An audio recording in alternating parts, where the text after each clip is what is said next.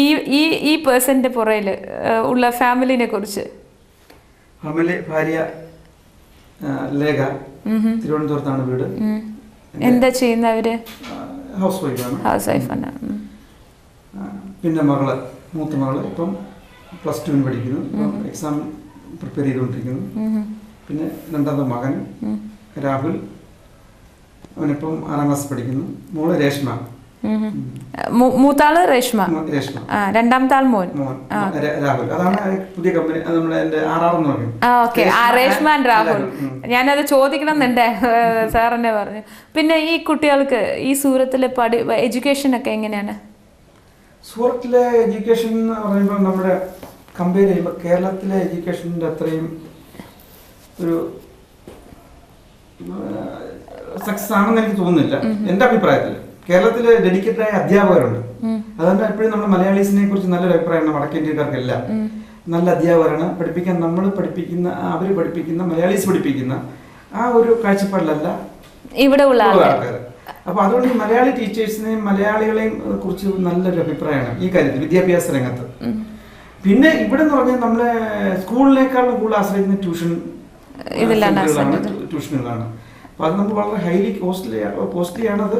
എങ്കിലും വിദ്യാഭ്യാസം മറ്റുള്ള കുഴപ്പമില്ല. നമ്മുടെ മലയാളികൾ കുട്ടികളാണെങ്കിൽ പോലും ഇംഗ്ലീഷ് ലാംഗ്വേജിനൊക്കെ കുറെ നല്ല സ്റ്റാൻഡേർഡ് വരും. ഇവിടെ പഠിക്കുന്നു. പിന്നെ ഹിന്ദി പഠിക്കാം. എന്തുകൊണ്ടാണ് ഇപ്പോൾ സാർ തന്നെ പറഞ്ഞു മലയാളം വന്നിട്ട് നമ്മുടെ കേരളത്തിൽ അല്ലെങ്കിൽ എഡ്യൂക്കേഷൻ വന്നിട്ട് കേരളത്തിൽ നല്ല രീതിയിൽ പിന്നെ എന്തുകൊണ്ടാണ് അവിടെ പഠിച്ചു കഴിഞ്ഞ പിള്ളേരോ അല്ലെങ്കിൽ കുട്ടികൾ അവിടെ ഇല്ലാതെ പുറത്ത് വന്ന് ജോലി ചെയ്യുന്നതിന്റെ കാരണം എന്താണ്? തീർച്ചയായിട്ടും നമ്മുടെ കേരളത്തില് അതിനുള്ള ഓപ്പർച്യൂണിറ്റി കുറവാണ് ജോബ് സംബന്ധമായിട്ട്. കാര്യം ഇവിടെ ഒരു വികസനം വന്ന് 10 വർഷം കഴിഞ്ഞ് നമ്മുടെ കേരളത്തിൽ എത്തുള്ളൂ. എന്റെ കാഴ്ചപ്പാട് നമ്മൾ വികസനം ഇന്ത്യയിൽ വരുമല്ലോ, വന്നു കഴിഞ്ഞാൽ എല്ലാ സ്റ്റേറ്റിലും നമ്മുടെ ഇവിടെയൊക്കെ വന്ന് ബിസിനസ് അതിന്റെ ഡെവലപ്മെന്റ് ഒക്കെ വന്ന് കുറെ വർഷം കഴിഞ്ഞ് നമ്മുടെ നാട്ടിൽ എത്തുന്നുള്ളൂ. അതിന്റെ കാരണം എന്താണ്? അതിന്റെ കാരണം നമ്മുടെ എന്റെ അഭിപ്രായത്തിൽ രാഷ്ട്രീയ ഇച്ഛാശക്തിയുള്ള ആൾക്കാർ നടപ്പാക്കാൻ കഴിയാത്ത ആൾക്കാരായിരിക്കും. അതുകൊണ്ടാണ് എനിക്ക് തോന്നുന്നത്. അല്ലെങ്കിൽ നമ്മൾ ഇവിടെ തന്നെ ഈ വിദ്യാഭ്യാസം ഇല്ലാത്ത ഗുജറാത്ത് തന്നെ എന്തോ ഡെവലപ്മെന്റ് നടക്കുന്നത്. നമ്മൾ ലോകത്തിന് തന്നെ മാതൃകയാണ്. തീർച്ചയായിട്ടും. അപ്പൊ അതെന്തുകൊണ്ട് ഇവിടെ വിദ്യാഭ്യാസം കുറവാണ്. പക്ഷേ ഒരു വിദ്യാഭ്യാസം കുറവുള്ള ഒരു സ്ഥലം നല്ല രീതിയിൽ ഫാസ്റ്ററായി ഡെവലപ്പ് ആവുന്നു. അതിപ്പോ പ്രേക്ഷകർക്ക് തന്നെ അതിന്റെ ഉത്തരം നന്നായിട്ട് അറിയാം. തീർച്ചയായിട്ടും. കാര്യം നമ്മളിപ്പോ സൂറത്തിൽ ഒരു 2 വർഷം 3 വർഷം മുമ്പ് വന്നിട്ട് ഇപ്പൊ തിരിച്ചു വരുന്നവർക്ക് സൂറത്തിനെ കുറിച്ച് മനസ്സിലാക്കാൻ കഴിയത്തില്ല. അത്രയ്ക്ക് ഡെവലപ്പ് ആയി കഴിഞ്ഞു. അതുപോലെ ഗുജറാത്തിലുള്ള വികസനം, ഈ ബിസിനസ് ഇപ്പോൾ നമ്മൾ പറയുന്നത് ജോബ്, ഓക്കെ, നമുക്ക് ജോബ് കേരളത്തിൽ അത്രത്തോളം ഉള്ള കമ്പനീസ് ഇല്ല. ഇപ്പൊ നമ്മൾ സാറിനമാരുള്ള മലയാളികൾ ഒത്തിരി ഔട്ട് ഓഫ് സ്റ്റേറ്റ് പോയിട്ട് കമ്പനിയൊക്കെ തുടങ്ങി, ബിസിനസ് ഒക്കെ തുടങ്ങി നല്ല രീതിയിൽ ഇപ്പോൾ ആൾമോസ്റ്റ് 750 പീപ്പിളിന് യു ഹാവ് ഗിവൻ ലൈഫ്. എന്തുകൊണ്ട് സാർ കേരളത്തിൽ ബിസിനസ് തുടങ്ങിക്കൂടാ?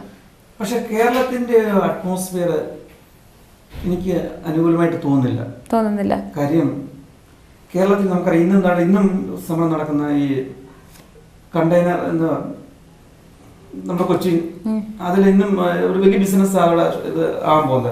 അവിടെ ഇപ്പോഴും സമരം നടന്നുകൊണ്ടിരിക്കുന്നത്. അപ്പൊ നമ്മുടെ നാട്ടിന്റെ ശാപമാണോ അത്?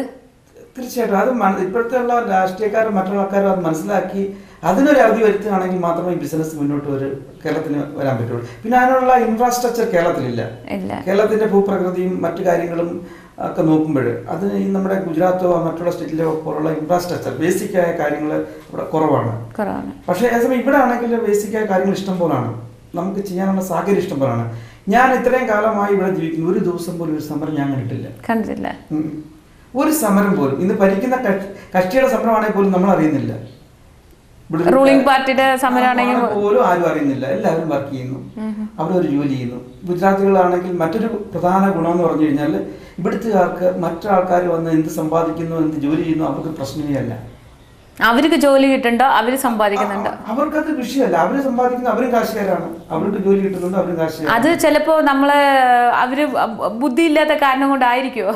ബുദ്ധി ഇല്ല എന്ന് നമുക്ക് പറയാൻ പറ്റില്ല. പക്ഷെ എന്തുകൊണ്ട് അവരെ ഒരു ചെറിയ നല്ല മനസ്ഥിതി കൊണ്ടാണോ എന്ന് എനിക്ക് തോന്നുന്നത്. അതേസമയം നമ്മളാണെങ്കിൽ നമ്മുടെ ഒരു ഡിസ്ട്രിക്റ്റിൽ നിന്ന് അടുത്ത ഡിസ്ട്രിക്റ്റിൽ പോയി എന്തെങ്കിലും ചെയ്താൽ തന്നെ നമ്മുടെ കേരളത്തില് അപ്പൊ തന്നെ പ്രശ്നം തുടങ്ങും. കാര്യം നമ്മൾ വരുത്തനാണെന്നുള്ള ഒരു രീതി ഇപ്പോഴും നമ്മുടെ നാട്ടിൽ നിലനിൽക്കുന്നതായിട്ട് എനിക്ക് തോന്നുന്നു. ഓക്കെ, ഈ പരിപാടി കണ്ടുകൊണ്ടിരിക്കുന്ന നമ്മുടെ കേരളീയ മലയാളീസിന് സാർ കൊടുക്കാനുള്ള അഡ്വൈസ് എന്തായിരിക്കും? എനിക്ക് പറയാനുള്ളത്, നമ്മൾ കഠിനമായി പ്രയത്നിക്കുക, ആത്മാർത്ഥമായിട്ട് സിൻസിയറായിട്ട് നമ്മൾ അധ്വാനിക്കുക, അതാണ് ജീവിത വിജയത്തിൻ്റെ ഒരു പ്രധാന ഘടകം. നമ്മൾ ആത്മാർത്ഥമായിട്ടായിരിക്കണം. ഇന്ന് പുറമേ കാണുന്ന അഭിനയമായിരിക്കരുത്. ഉള്ളിൻ്റെ ഉള്ളിൽ നിന്നും ആത്മാർത്ഥമായിട്ട് ജോലി ചെയ്യുക, ആത്മാർത്ഥമായിട്ട് നമ്മൾ പ്രവർത്തിക്കുക, കളങ്കമില്ലാതെ മുന്നോട്ട് പോവുക. അതാ എൻ്റെ ഒരു അഭിപ്രായം. അങ്ങനെയാണെങ്കിൽ മാത്രം ജീവിതത്തിൽ നമുക്ക് ലക്ഷ്യസ്ഥാനത്തെത്താൻ കഴിയും. തീർച്ചയായിട്ടും. സോ ഇതുകൊണ്ട് തന്നെയാണ് സാറിൻ്റെ അടുത്ത് ആ ക്വസ്റ്റ്യൻ ചോദിച്ചത്. ബിക്കോസ് തീർച്ചയായിട്ടും ഈ പ്രോഗ്രാം കണ്ട് ഒത്തിരി മലയാളികൾ, അറ്റ്ലീസ്റ്റ് ഒത്തിരി വേണ്ട, ഒരാളെ കൊണ്ട് നമ്മളെ മാറ്റാൻ പറ്റുവാണെങ്കിൽ it's success of this program. ഇത് നമ്മുടെ സാറിൻ്റെ ഇന്ന് എടുത്ത ഈ എപ്പിസോഡിൻ്റെ ഒരു സക്സസ് ആണ്. എന്തായാലും ഞങ്ങൾ വന്നപ്പോൾ നല്ല തിരക്കിലായിരുന്നു ഇദ്ദേഹം. പക്ഷേ ഈ തിരക്ക് മൈൻഡ് ചെയ്യാതെ ഞങ്ങൾക്കായിട്ട് ഈ ഒരു അരമണിക്കൂർ, ഞങ്ങളുടെ പ്രേക്ഷകർക്കായിട്ട് ഈ അരമണിക്കൂർ നൽകിയതിന് വളരെ നന്ദി. നമസ്കാരം. സോ വ്യൂവേഴ്സ്, ഇന്നത്തെ ഈ എപ്പിസോഡിൽ മനോഹരൻ പിള്ളൈ സർ വളരെ ക്ലിയർ ആയിട്ട് വ്യക്തമായിട്ട് ഒരു കാര്യം പറഞ്ഞു. ഹാർഡ് വർക്ക് എല്ലാവരും വിശ്വസിക്കുന്ന ഒരു സംഭവം. നമ്മൾ ഒത്തിരി സക്സസ്ഫുൾ ബിസിനസ് പീപ്പിളിനെ ഈ എപ്പിസോഡിൽ വഴി കാണുന്നുണ്ട്. എല്ലാവരും പറയുന്ന ഒറ്റൊരു കാര്യം ഹാർഡ് വർക്ക് ചെയ്യുകയാണെങ്കിൽ പലരും നമ്മളെ നോട്ടിഫൈ ചെയ്യും. നമ്മളെ നോട്ടിഫൈ ചെയ്യാൻ വേണ്ടിയിട്ട് നമ്മൾ ഒരിക്കലും ഹാർഡ് വർക്ക് ചെയ്യരുത്. സോ നമ്മൾ നമുക്കായിട്ട് നമ്മുടെ സെൽഫ് സാറ്റിസ്ഫാക്ഷന് വേണ്ടിയിട്ട് ഹാർഡ് വർക്ക് ചെയ്യുകയാണെങ്കിൽ സക്സസ് ഇസ് ഓൾ അവേഴ്സ്. അതിൻ്റെ ഒരു എക്സാമ്പിളാണ്, ഒരു ബെസ്റ്റ് എക്സാമ്പിളാണ് Manoharan Pillai sir. So please keep watching these episodes. കാണുന്നത് മാത്രമല്ലാതെ ഈ കാര്യങ്ങളൊക്കെ അഡോപ്റ്റ് ചെയ്ത് ഇംപ്ലിമെൻറ്റ് ചെയ്യാൻ ശ്രമിക്കുക. എന്തായാലും ഞാൻ നിങ്ങളെ നെക്സ്റ്റ് എപ്പിസോഡിൽ മീറ്റ് ചെയ്യണം. അൻറ്റിൽ then it's me Smitha signing off.